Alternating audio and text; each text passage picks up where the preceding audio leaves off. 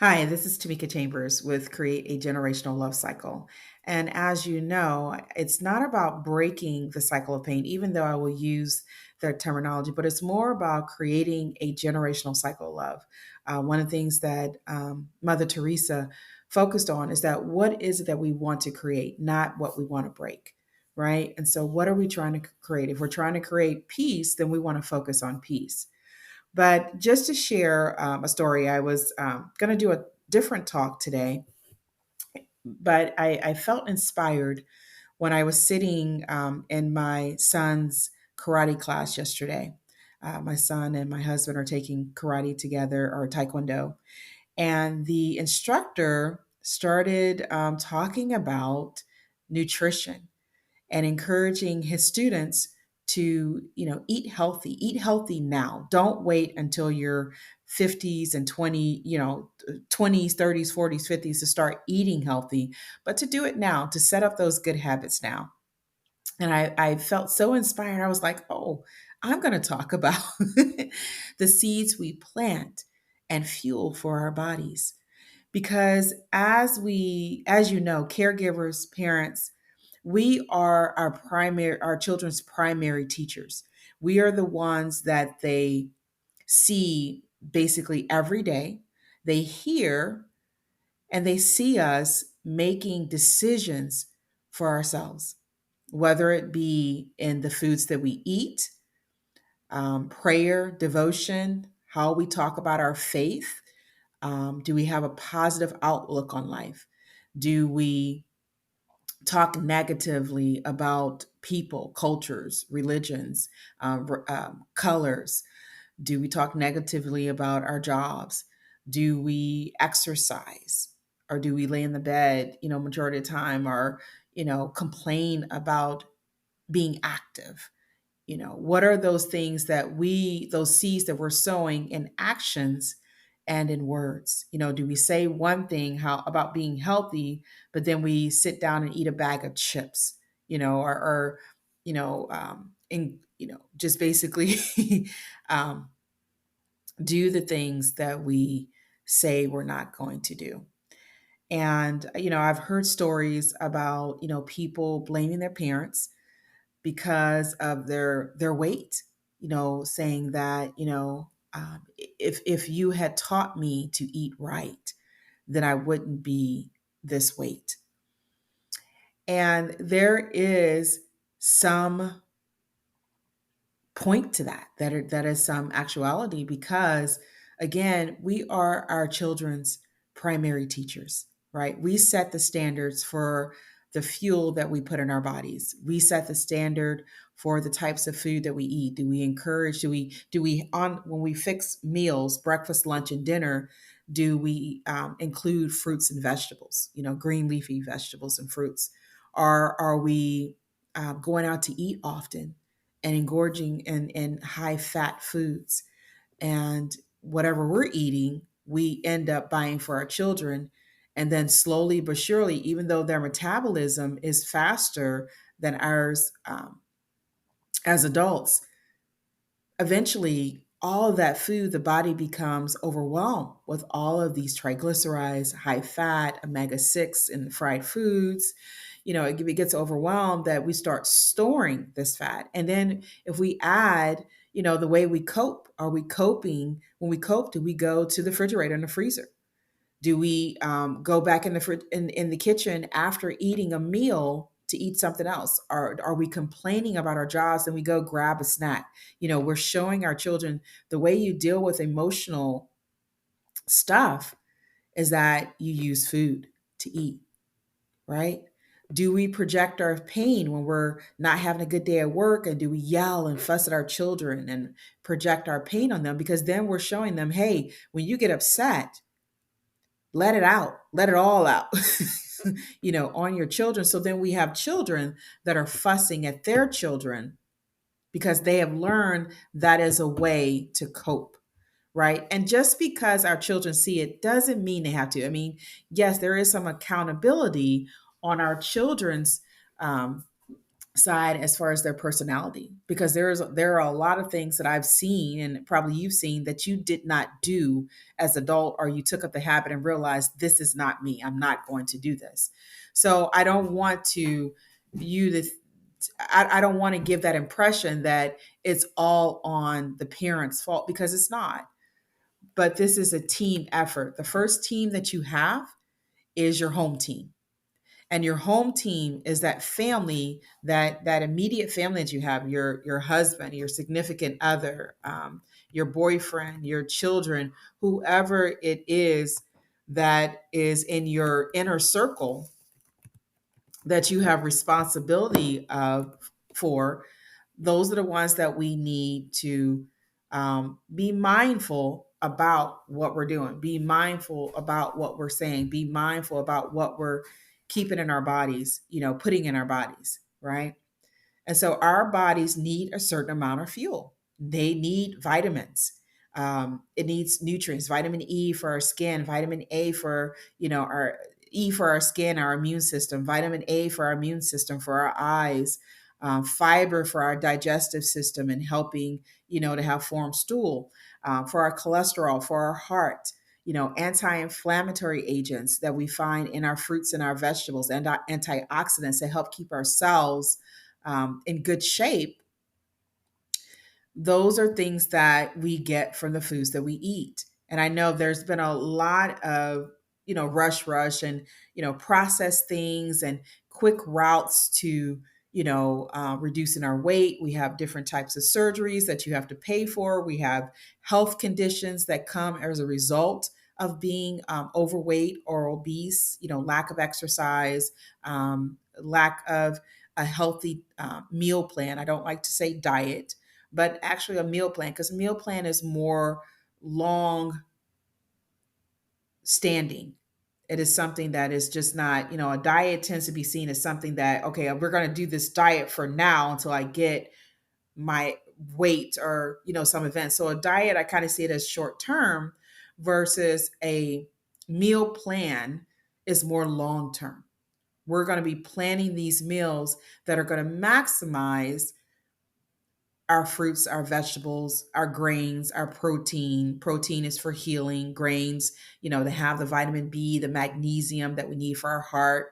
And making sure through green vegetables we're getting our potassium, because potassium is one of those major electrolytes that keep our hearts functioning correctly, because your heart needs that electrical current to go through it, and part of that is potassium, which you can get from many, like your vegetables. You can get from many of your foods. You can get potassium from your fruits, bananas, avocados, pears. How are we doing that we are maximizing the food that we eat? At the same time, we're teaching our children about balance, about nutrition. We're teaching them about moderation, right? Because a lot of these issues didn't grow overnight, but it takes one person within that family to say, hey, this is not the direction I want you to go. And that's what creating a generational cycle of love is about, is that we get the information that we need and we share that information with others to help them to live their best life, right? That their best lives. We want our children to not only be fruitful in their career and their work, but also too in enjoying that fruit and enjoying the works of their labor. And the way they do that is that they properly nourish their bodies with the right foods, with the right amount of activity, and the right amount of rest. And just knowing more about their bodies. When I was, before I went to nursing school, and, I saw this commercial about it was a Band-Aid commercial, and the kid came in and had, like, I think, an elbow, a bruise, or he had fallen, and the mother was just calm, cool, and collected. Got the Band-Aid out and was able to apply that Band-Aid. And just even in that instance, I wanted to be able to take care of my children, to really, heal their pain, physical pain, as well as their spiritual, it really build that spiritual foundation to help them mentally. and to take care of their to help them take care of their bodies.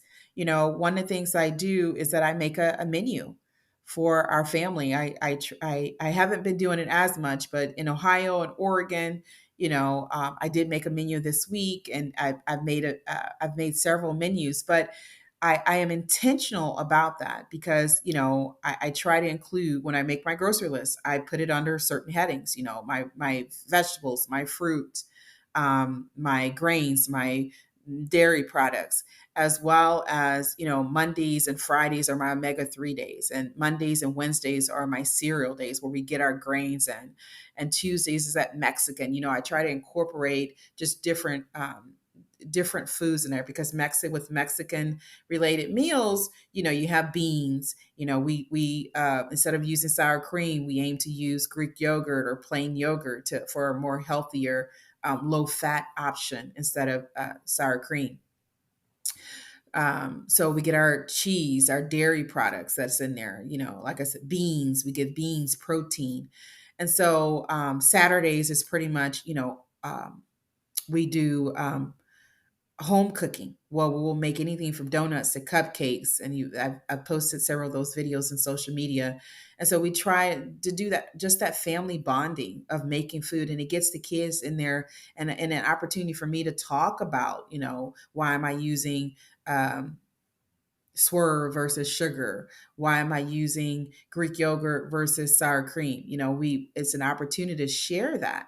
And when they eat the product and realize, oh man, this tastes good, then they're able to say, oh wow, so I can make healthier versions of foods. And then Sundays are pretty much traditional foods with a healthy twist. So whether it's having turkey wings, or baked chicken, or making my own mac and cheese and using almond milk instead of regular milk, just those little bit of things that kind of help with that. um, when we switching over to bodies, telling them to take care of their body. My mom was big on washing faces and brushing your teeth and taking care of your teeth. And our children, neither one of them, they just went to the dentist and don't have cavities. One is 10 going on 11, and one is 12 going on 13.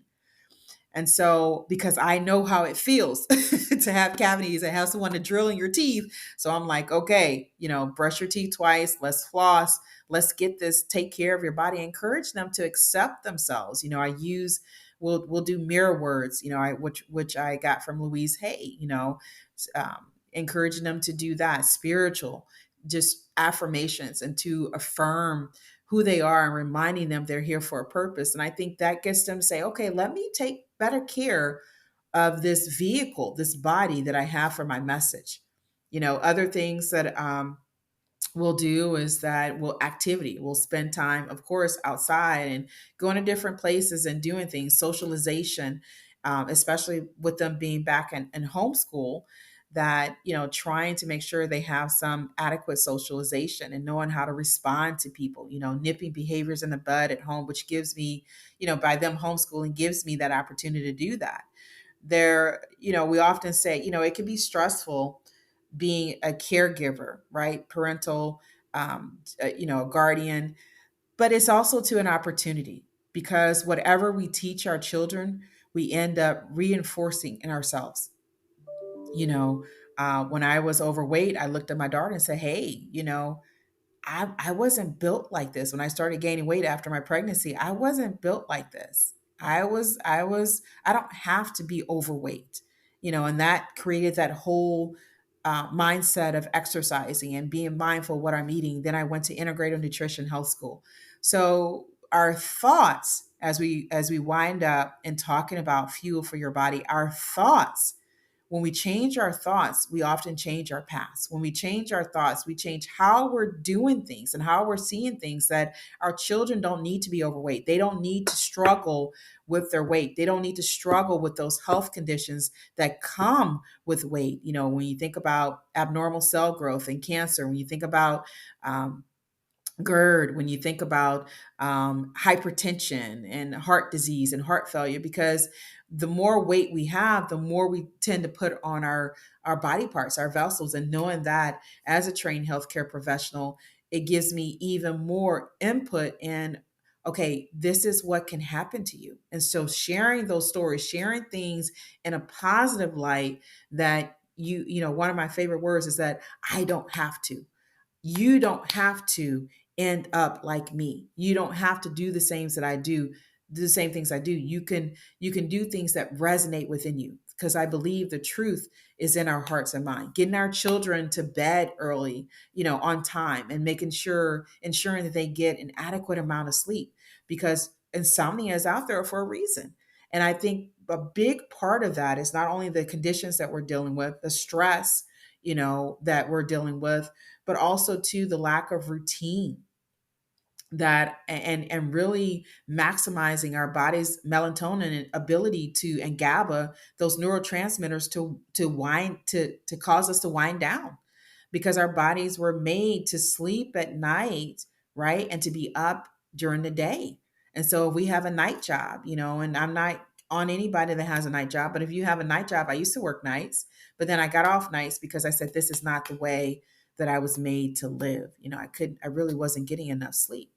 So it's our own training of our bodies, our spiritual. What do we rely on? Do we have faith? Are we sharing that faith with our children? Mentally, are we positive self-talk? Because how we talk to ourselves is often how we're going to talk to our children. How are we coping? How are we dealing with those day-to-day experiences? I don't want to say stresses, but those day-to-day experiences, because we have experiences, they become stresses when we categorize them. When we see them as stresses, they become stresses, right?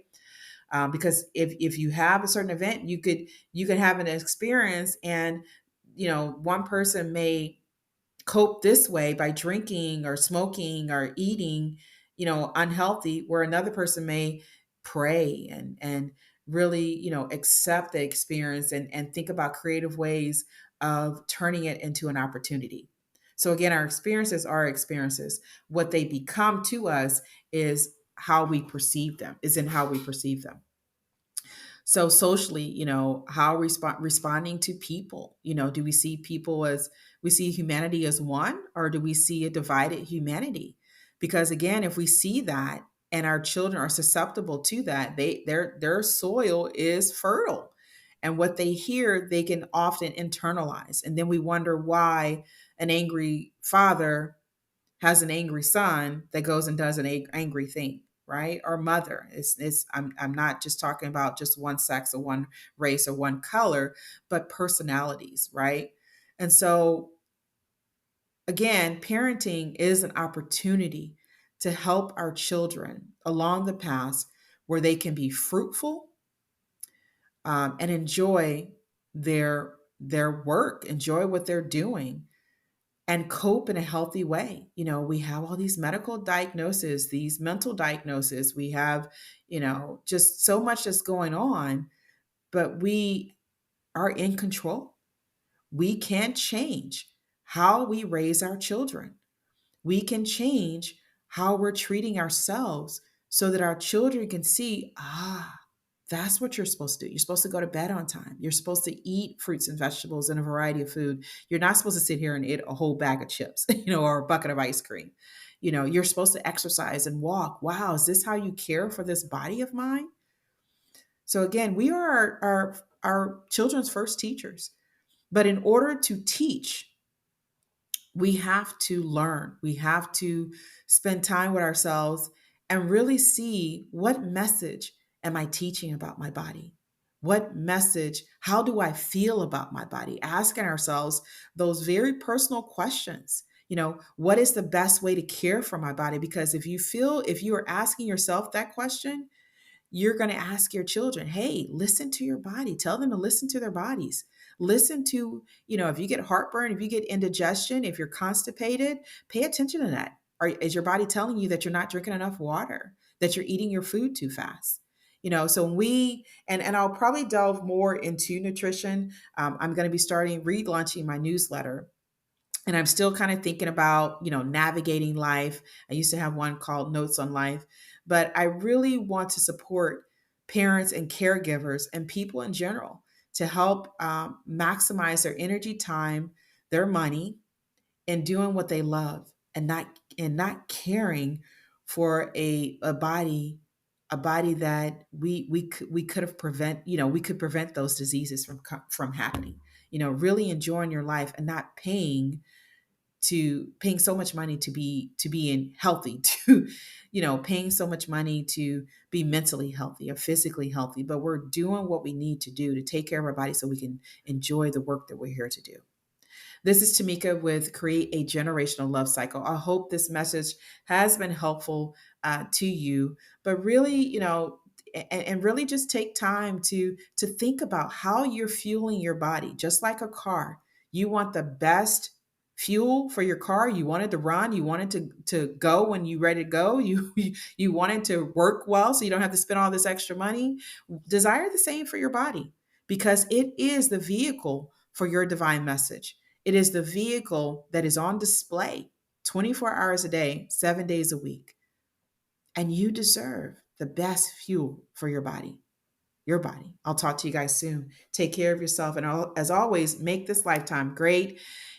I do have a Facebook group, Fulfill Your Divine Purpose. I welcome you to join that and check me out on my social medias. I'm Tumblr, Twitter, LinkedIn, Instagram, as I put out inspirational, empowering messages several times a week.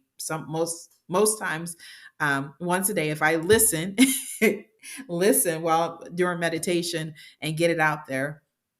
Um, but it's all to help break the cycle of pain by creating a generational cycle of love. I'll talk to you guys soon. Take care of yourself.